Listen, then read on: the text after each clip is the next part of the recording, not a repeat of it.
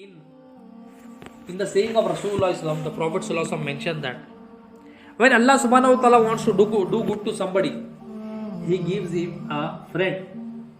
He gives him a good friend. The Prophet Sallallahu mentioned that. And the friend will be such that when you forget your Rabbul Alameen, He will help you in remembering it.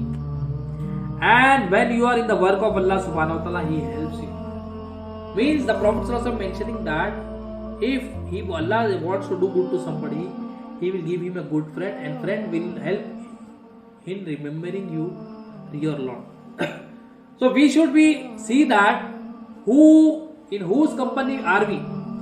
Are we in the company of those who always remember, help us in remembering money, fame, the creation, or are we in the company of those who help us in remembering Allah Subhanahu wa Taala, who help us in, preparing for the Akhirah? This should be our criteria. This should be our condition.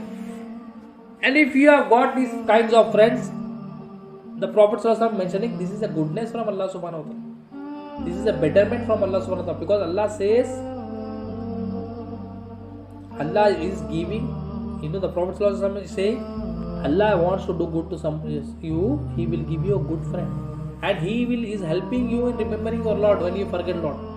So if you are in a state of ghafla, if you are in a state of unattentiveness, if you are in a state that your heart is filled with the love of dunya, and you have got somebody who is helping you in getting nearer to Allah and His Rasul, then that is a blessing from Allah Subhanahu wa Ta'ala. You should never leave that blessing.